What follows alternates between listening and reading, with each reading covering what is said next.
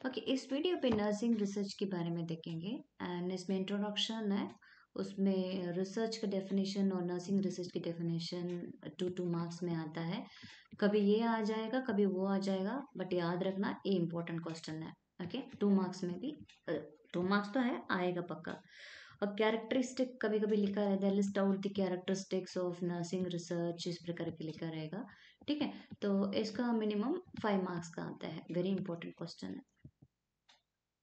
सो research का मतलब है अ, पहले ढूंढना है, जो ढूंढा हुआ चीज को दूसरा बार और ढूंढना है, तब एक कंक्लूजन में लेके आ सकता है। हाँ, ये जो है पहले जो ढूंढा है इसको जो आंसर ये था, ये वाला भी दूसरा बार भी ढूंढा, वही वाला जी जवाब मिले। ओके, मीन्स एक बार जो रिसर्च कंडक्ट किया है उसको बार बार रिपीट करते रहेंगे, वही जवाब मिलेगी। सो research is a defined systematic search for answers to the questions about the facts and the relationship between the facts. Okay, सबसे पहले इसको प्रॉब्लम सॉल्विंग कहता है। प्रॉब्लम सॉल्विंग, तो प्रॉब्लम सॉल्विंग के सबसे पहले क्या चाहिए? प्रॉब्लम चाहिए।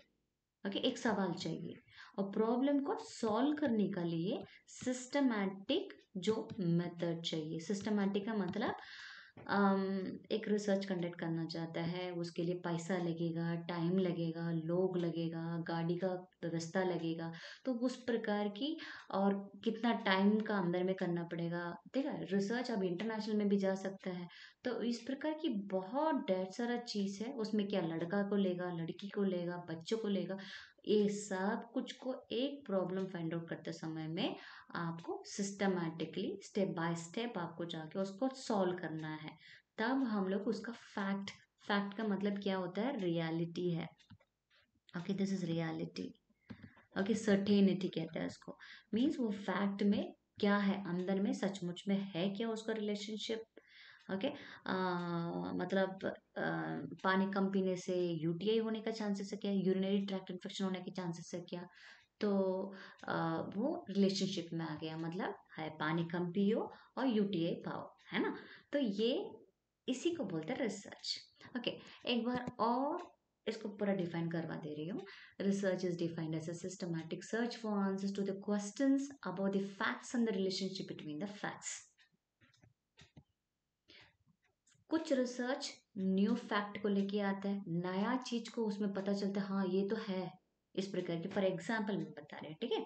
कोविड का समय में स्टार्टिंग में जो फर्स्ट वेव आए थे उस समय में क्या बोला था, ये नॉन वेजिटेरियन खाने से उसको पूरा पूरा कोविड आ जा रही है, उन लोग मर जा रहे हैं करके बोला। कोई लोग बोला खड़े होके मर जा रहा है, वो वीडियोस भी देखा था। वो नया फैक्ट ऐसे लग रहा है, बट बात ही वो नया फैक्ट नहीं था। बट नया फैक्ट बाद में पता चला, दूसरा वेव आया, तीसरा वेव का आसपास में आते समय में पता चला वो विटामिन डी की कमियां हैं। तो विटामिन डी का पाउच अभी कोई भी पेशेंट को पॉजिटिव आ रहा है उसके साथ भी दिया जा रहा है, मैं सुनने में आया था। ठीक है, सो न्यू फैक्ट है, कोविड की ट्रीटमेंट ही चल रहा है, बट अचानक एक न्यू फैक्ट उसमें लेके आके दिया। ओके, सो एक तो नया फैक्ट लेके आ सकता है, नहीं तो कोई संबंध है, रिलेशनशिप है। ओके, दो चीज के बीच में कोई रिलेशनशिप है करके वो कंफर्म करवा सकता है। So what is a nursing research? Nursing research refers to the use of systematic, means हमारा जो नर्सिंग क्या है, साइंस फील्ड है। जो डिग्री लेवल में जो जाता है उसको साइंस ग्रुप रहेगा, तभी उसी को एडमिशन भी मिलती है। तो ये साइंटिफिक मेथड यूज किया जाता है उसमें, मतलब एक्सपेरिमेंटल मेथड यूज किया जाता है, सो दैट वो भी स्टेप बाय स्टेप उसको यूज करना पड़ेगा। सो एक प्रॉब्लम सॉल्व करना चाहते हो उसको स्टेप बाय स्टेप यूज करना पड़ेगा, so that is why it is systematic कहता है। ओके, हाँ, जैसे एक प्रॉब्लम को पहले ढूंढो और दूसरा उसका डिफाइन करो और तीसरा उसको डेटा को कलेक्शन करो, ये क्या सचमुच में यही है या नहीं है। ठीक है,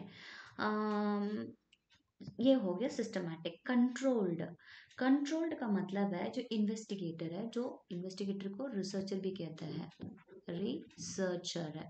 सो रिसर्चर क्या करेगा, जो रिसर्च कर रहे हैं उसी के ऊपर फोकस करेगा, उसको बाकी जो फैक्टर्स है वो उसको मदद करता है ना, उसको पूरा कंट्रोल करके रखना पड़ेगा। फॉर एग्जाम्पल बता रहे हैं, ठीक है, आपने डाइट के ऊपर मतलब डाइट में कंट्रोल करेंगे तो हाइपरटेंशन कम होगा, ऐसे करके आप एक स्टडी प्रॉब्लम लेके आया। Okay, the diet is going to help in the reduction of the hypertension करके। बट बात ये वो अलग नहीं है। हाइपरटेंशन स्ट्रेस के कारण से भी रिड्यूस हो सकता है, स्मोकिंग के कारण से भी रिड्यूस हो सकता है, रेस्ट के कारण से भी रिड्यूस हो सकता है, और फाइनली जो है एक्सरसाइज के कारण से भी हो सकता है। ये सब हाइपरटेंशन की कम होगा। बट आपका स्टडी तो डाइट के ऊपर है, तो ये बाकी फैक्टर्स को भी कंट्रोल करना एक इन्वेस्टिगेटर हाथ में है। तभी आपका डाइट की जो फैक्ट है, जो सच्चाई है, वो बाहर निकल के आएगा। सो एम्पिरिकल का यहाँ पर it refers to the objectivity.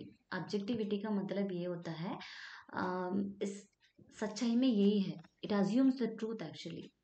कैसे पता चलेगा? हम ऑब्जर्व करेंगे, देखेंगे, तभी हम उसमें समझ सकते हैं हाँ ये हुआ है। It is by using a sense organs. हमारे 5 सेंसेस होता है ना, तो सबसे पहले जो आईज है देखने है, और नोस है स्मेलिंग का, राइट, और टेस्ट है जो माउथ का है ना, और जो हियरिंग है कान के थ्रू, और टच के थ्रू भी, स्किन के थ्रू भी हम 5 सेंसेस यूज करके पता चल जाता है। सो ये इमेज देख रहे हैं ना, ये इमेज है जो रिसेंटली जब कोविड पेशेंट्स आईसीयू में था ना, तब एक नर्स ने क्या किया, ये पानी को पूरा ग्लव्स में बांध कर उसका ऐसे ही लगा दिया। क्योंकि ऐसे बोलता ना, एक चूने से 140 वॉट का बत्ती जलती है ना, तो ये ऐसी नहीं है, ऐसी वो भी ये सेम फीलिंग वो पेशेंट को, अनकॉन्शियस पेशेंट को दिया जा रहा है।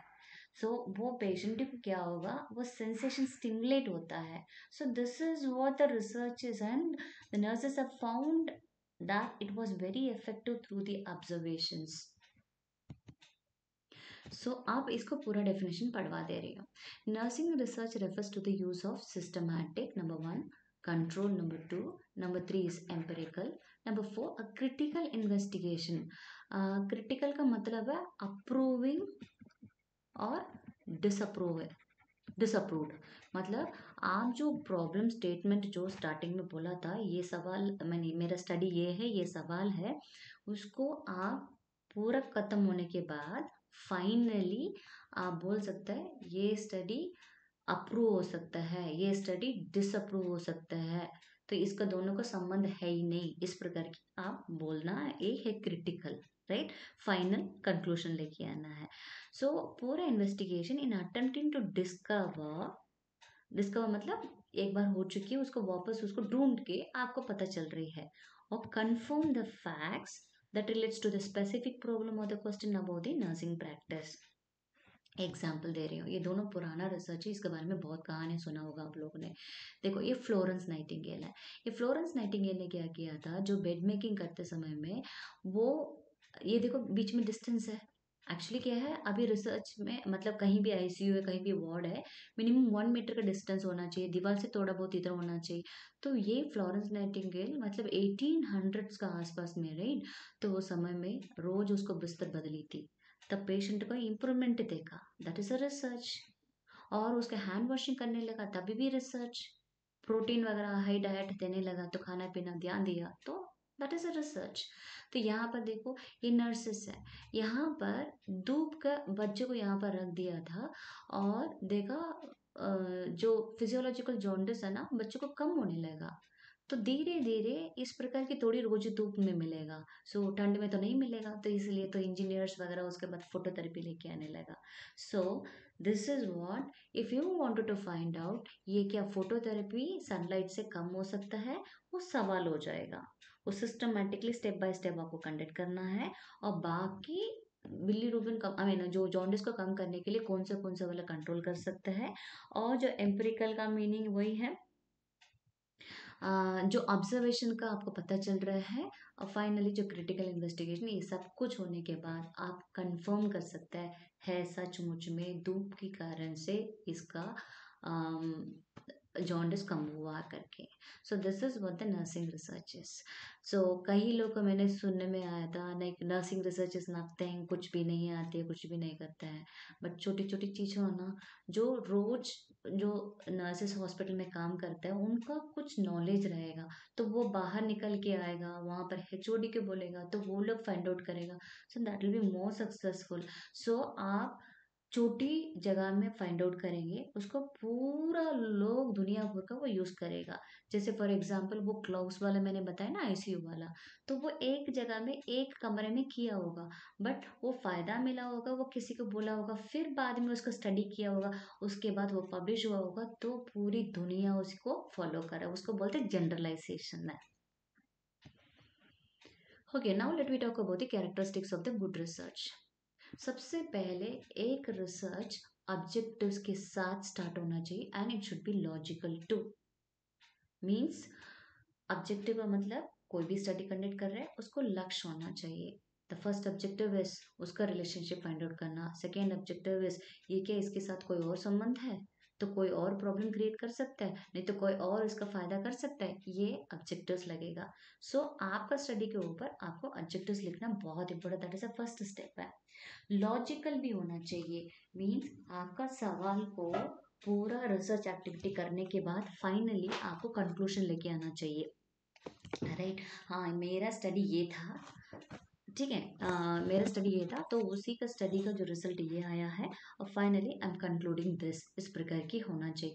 तो तब आपको ऑब्जेक्टिव एंड लॉजिकल के साथ रहेगा, आराम से स्टडी फाइनली आपको रिजल्ट लेके आके दे सकता है। और दूसरा, it should B orderly and systematic. Orderly मतलब इट शुड बी जैसे मॉर्निंग में उठते हैं, ब्रश करते हैं, फिर नहाते हैं, फिर जाते हैं, the same process. It should B orderly, it should B neat and tidy, you should arrange it, कहाँ क्या रिकॉर्ड कर रहे हैं, कहाँ कैसे जाना है, कैसे क्या है, और प्लान करना पड़ेगा। And systematic it should be, step by step उसमें जाना पड़ेगा, because this is most important criteria for a scientific research process, very important process, I mean step. So next है जो research emphasis to develop a new knowledge. Actually it is new knowledge, हो सकता है वो research भी कर रहे हैं, दूसरा बार भी वही रिसर्च कर, बट बाद में नया नॉलेज लेके आता है, उसको रिफाइन करते हैं पुराना वाला जो चीज है। फॉर एग्जाम्पल है, as a shared in the class, WHO ने एक रिसर्च फाइंड आउट किया। क्या रिसर्च है, जो लेबर रूम में पेशेंट आता है उसको एनिमा देने से फायदा मिलेगी नहीं मिलेगी, उसको जब वहां पर पेरने में उसको क्लिप करेगा तो नहीं फायदा होगी नहीं मिलेगी, उसमें क्या सचमुच में इन्फेक्शन आ रहा है, कोई फायदा हो रहा है क्या करके। बट प्रूफ किया ये सब कुछ फालतू है, रिफाइन, रिफाइन किया, मतलब वो बोला ये फायदा नहीं है, just leave it, it is no use, infection कम नहीं कर रहे, क्या टाइम वेस्ट करना है, जो छोड़ दो, ऐसे करके बोलने लगा, ठीक है। तो so it is, it's refine माना जो है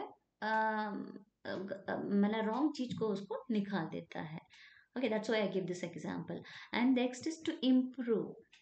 जो फ्लोरेंस नाइटिंगेल ने क्या किया था, थोड़ा सा जगह दी, और फिर बाद में धीरे धीरे बोला नहीं, 1 सेंटीमीटर 1 मीटर तक का डिस्टेंस रहेगा एक बिस्तर से दूसरा बिस्तर में, तो क्या होगा, तो क्रॉस इन्फेक्शन नहीं होगा, ठीक है। वो ने बताया हैंड वॉश के लिए, so it is just hand wash, मतलब उसमें स्टेप्स नहीं बताया, बट वो रिफाइन होके होके होके लास्ट में इम्प्रूव हो गया। हाँ, ये देर आर 6 और 8 स्टेप्स ऑफ हैंड वॉशिंग होती है, palm to palm, back to palm, knuckle, इस प्रकार की पूरी स्टेप्स होती है, तो वो पूरा इम्प्रूव हुआ। And expand the professional knowledge, that is more important, पूरा नॉलेज उसको एक्सपैंड होने लगी। मीन्स ये जैसे वो ग्लव्स के बारे में बताया ना, तो वो एक कमरे में हुआ था, मतलब एक आईसीयू में हुआ था, 10 पेशेंट रहा वो आईसीयू पे, फिर धीरे धीरे उसके बाद में 20-30 पेशेंट में चेक किया होगा, वो कंफर्म करने के बाद वो पब्लिश किया होगा, वो पूरा दुनिया उसको फॉलो कर रहा है। It's only expanding the professional knowledge is going to be more important and as per the need, ठीक है, नीड के अनुसार में उसको एक्सपैंड करना चाहिए, and which is most important for any profession, it matters. Research emphasis on the current professional issues, okay, क्योंकि example बता रहे सिंपली, अब कोरोना का प्रॉब्लम अभी चल रही है, हम स्मॉल पॉक्स के बारे में रिसर्च करेंगे तो क्या फायदा है। सो करंट प्रॉब्लम है उसके साथ जाएगा तो आपको भी कुछ इंटरेस्ट आएगा, और करने में भी कुछ आउटपुट आएगा तो हम तुरंत उसको पब्लिक को जनरलाइज कर सकते हैं, पब्लिक को बता सकते हैं हाँ ये मेरे रिसर्च में ये मेरे को मिला है, right. And this is the fundamental purpose of any research it is going to be. और कोई भी डिसिप्लिन मान लो, नर्सिंग हो ना तो फार्मेसी हो, कुछ भी डिसिप्लिन हो, वो करंट प्रोफेशनल इश्यूज के साथ वो ढूंढना है और उसी का रिसर्च करना चाहिए, so that up to date उन लोगों को जो जो भी सॉल्यूशंस है वो मिल जाए और उनका जो प्रोफेशन और एक्सपैंड हो जाए। Research requires clear and well defined purposes to conduct the research effectively. एक तो लक्ष्य भी है एंड पर्पस भी है, क्यों ये रिसर्च कर रहे हैं, किस काम के लिए कर रहा है। फॉर एग्जाम्पल एक बार मैंने एक रिसर्च प्रपोजल सबमिट किया था, जो सर ने मेरे को बोला देखो आप वो स्टडी के कारण से आपको क्या फायदा, नंबर वन, नंबर टू ये इंस्टीट्यूशन का क्या फायदा है, नंबर थ्री हमारे देश को क्या फायदा है और पूरा ग्लोब को क्या फायदा है, उसका पूरा अलग अलग पर्पस इसका मेरे को लिख के लेके आके जमा करो बोला। सो मेरा स्टडी में क्या फायदा है, वो purposes should be very well defined and it should be very clear. A research demands accurate observation and description. आप ऑब्जर्व करना चाहिए, नहीं तो जो ऑब्जर्वर है, जो देखने वाला है, वो अक्यूरेट करना चाहिए। गलत इंफॉर्मेशन, इनका मैंने ये कर दिया उनका ये कर दिया, मतलब अलग अलग नहीं करना है। सपोज आपके पास एक क्राइटेरिया होना चाहिए, मैं इस स्टूडेंट को मैं इस प्रकार की मैं इवेलुएट कर रहा हूँ, मैं ये पेशेंट को इस प्रकार की इवेलुएट कर रही हूँ। जैसे बोलता है ना पेन है, पेन ओके, सबसे पेन में कैंसर वाला पेशेंट को सबसे ज़्यादा पेन रहती है। एक्चुअली लेबर पेन भी एक पेन होती है, उस पेन है थोड़ी टाइम के लिए होता है, फिर बाद में निकल जाती है जब हो गया तो। But cancer pen is permanent but severe pain है हार्टेड। सो एक्यूरेट ऑब्जर्वेशन चाहिए, उसके लिए आपको स्केल लेके जाना है, उनको पूछना है 10 नंबर में आप बताइए दर्द कितना तक आपको पहुंच सकता है, तो क्या करते हैं उस समय में। सो इस प्रकार की एक्यूट ऑब्जर्वेशन करेंगे तभी एक रिसर्च का वैल्यू होता है। And you have to describe also, okay. Research is characterized by the patience and unhurried activity. Patience चाहिए, क्योंकि एक ही दिन में बच्चा पैदा नहीं कर सकता ना, तो सेम थिंग पेशेंस चाहिए, बहुत पेशेंस चाहिए। उसको पहले स्टेटमेंट लगाना है, उसमें प्रॉब्लम क्या है पहले ढूंढना है, कौन सा वाला भी करंट प्रॉब्लम है उसको ढूंढने के बाद उसके बाद सॉल्यूशंस लेके आना है, उसका सॉल्यूशन में कौन सा वाला सॉल्यूशन फिट होगा, वो सही है क्या है वो चूज करना है। उसके बाद आपको टाइम ढूंढना पड़ेगा, कौन सा टाइम पे करेंगे, राइट। वो एक दिन में तो होगा नहीं, कम से कम 2 सप्ताह, नहीं तो कभी साल भर भी क्यों होता है। ये वो लंबी लंबी जो स्टडीज होती है वो साल भर की, 2 साल की, 10 साल की भी होती है, कुछ कुछ स्टडीज है, राइट। तो पेशेंस चाहिए। आप हड़बड़ी हड़बड़ी में कर दिया तो आपका एक्यूरेसी भी निकल जाएगी, तो इट इज द अनहरीड।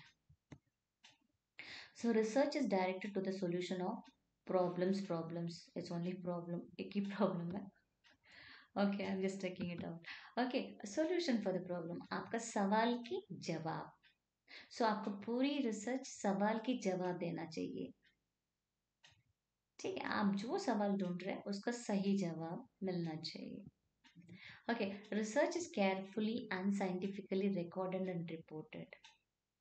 सो जो आप रिसर्च कर रहे हो वो साइंटिफिक बेस में होना चाहिए और केयरफुली मॉनिटर करना चाहिए। फॉर एग्जाम्पल बोल रहा है, ठीक है, जो SpO2 जो पल्स ऑक्सीमेट्री में आप चेक करना चाहते हैं, तो अडल्ट के लिए क्या करेंगे, जो फिंगर नेल्स में करता है, और बच्चों के लिए क्या करेगा, जो टो नेल्स में लगाता है, क्योंकि that will be the best. So आप सही में वो रीडिंग्स उसके साथ मैच हो रही है, और उसकी जो ओरिजिनल रिपोर्ट में ABG वगैरह जो करके रखा तो उसी का रिपोर्ट में उसका हो रहा है, तो उस प्रकार की केयरफुली आपको रिजल्ट निकलना पड़ेगा। जब अच्छे से स्टडी होने के बाद आपको रिकॉर्ड करना है, रिकॉर्ड करने के बाद आपको रिपोर्ट करना है, रिपोर्ट मतलब पब्लिश करवाना है, क्योंकि पब्लिश पेपर में पब्लिश करवाने के लिए नहीं है, आपको जहाँ भी काम कर रहा है वहीं पर आपको बताना ये मेरे स्टडी था, ये पेशेंट को ये हुआ है और इसके कारण से ये भला मिला है। बस इतना ही बोल दिया तो कम से कम वो लोकल पॉलिसी, इंस्टीट्यूशन पॉलिसी भी चेंज हो सकते हैं आपके कारण से। और रिसर्च रिक्वायर्स एक्सपर्टाइज, ये कोई भी आम आदमी जाके नहीं कर सकता है, राइट क्योंकि उसको एक्सपर्टाइज चाहिए, उसको गाइडेंस चाहिए, कैसे जाना पड़ेगा, उसमें कैसे आएगा, क्या क्या प्रॉब्लम्स होने लगेगा, वो पहले से जान के उसके बाद उसको कूदना पड़ेगा। जैसे एक कुआं में कूद रहा है, ओके, वो कूदते समय में कितना गहरा पता ही नहीं चला तो कूद लेगा तो कैसे करेगा, उसको सेफ्टी मेजर्स भी तो देखना पड़ेगा। तो उस प्रकार की रिसर्च भी सेम थिंग होता है, you need an expertise so that the person will help you to guide you and make you to do the research. Interest, आपकी जो इंटरेस्ट उसके ऊपर होना चाहिए, इंटरेस्ट ही नहीं तो कोई रिसर्च करके क्या फायदा है। देखो हम लोग खाना खाते समय में भी, राइट, कब सेटिस्फाई होता है, हमारा वो उसका इंटरेस्ट होना चाहिए, पसंद होना चाहिए, तभी तो है ना। तो सेम थिंग एक स्टडी के ऊपर इंटरेस्ट होना चाहिए। एक जगह में मैंने सुनने में आया था, जैसे इंग्लिश टीचर है, ओके, इंग्लिश है, सॉरी मैथ्स सब्जेक्ट है, मैथ्स सब्जेक्ट मतलब पसंद ही नहीं है क्योंकि कैलकुलेशन नहीं आता है, तो सर भी पसंद नहीं आएंगे, नहीं तो मैडम भी पसंद नहीं आएंगे क्योंकि मैथ्स बेकार है करके सोचते हैं। अरे कम से कम मैथ्स को प्यार करो, कम से कम टीचर को ना करे कोई प्रॉब्लम नहीं है। सो इंटरेस्ट आपको उसके ऊपर होना चाहिए एंड मोटिवेशन होना चाहिए रिसर्च के लिए।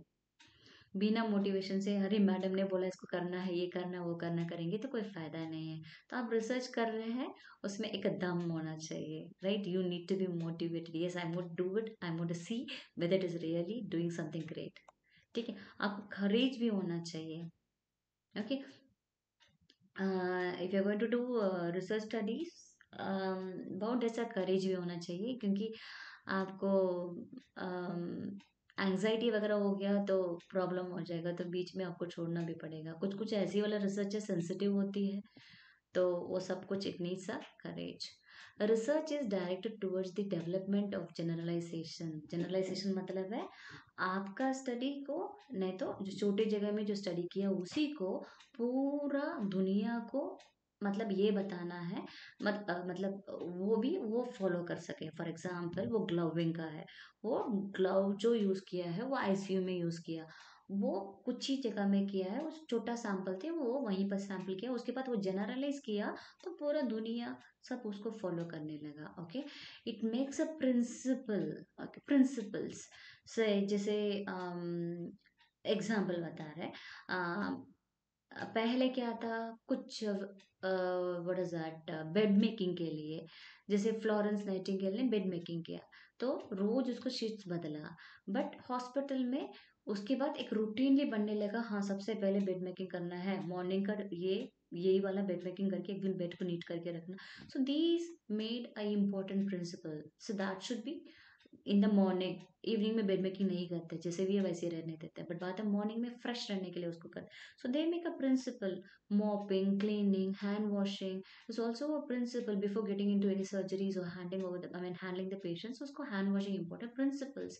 थियरीज है, थियरीज में स्पेशली जो कुछ ऐसी थियरीज बना के रखा है, एक मीक करके था बंदा, वो ने एक थियरी बनाया, वो थियरी क्या है, हेल्थ प्रमोशन की बेसिस में थे। तो वो ने ये बोला है जैसे बैक मसाज जब करते समय में हल्की से एक स्ट्रोक दिया है, मतलब बैक मसाज मतलब बैक केयर देते समय में हल्की से लगाया तो उसका कंफर्ट और रिलैक्सेशन आराम से हो जाता है। तो वो अपना थियरी बताया, अपना कॉन्सेप्ट बताया, अपना वो स्टडी किया और उसके बाद एक थियरी निकल के आया। तो क्या बोला, हल्के से स्ट्रोक देंगे, ब्लड सर्कुलेशन अच्छा होती है और पेशेंट एकदम कंफर्ट एंड रिलैक्स्ड होके रहता है। So this is what the theory is going to help. Mostly theory में कुछ लोग उसमें शामिल रहते हैं, बट इट इज वर्थफुल। ये फ्लोरेंस नाइटिंगेल की ओरम्स थियरी पढ़ा होगा फंडामेंटल्स में आप लोगों ने, ओके, सेल्फ केयर डेफिसिट। सो ये मतलब सेल्फ केयर डेफिसिट मतलब वो सेल्फ केयर दे दिया, पेशेंट को बहुत प्रॉब्लम नहीं है, एनवायरनमेंट और जो हेल्थ प्रोवाइडर्स इसके बीच में एक रिलेशनशिप होती, तो वो थियरी का बेसिस में होता है। So these are some of the characteristics of the research, and So look into the description for related topics.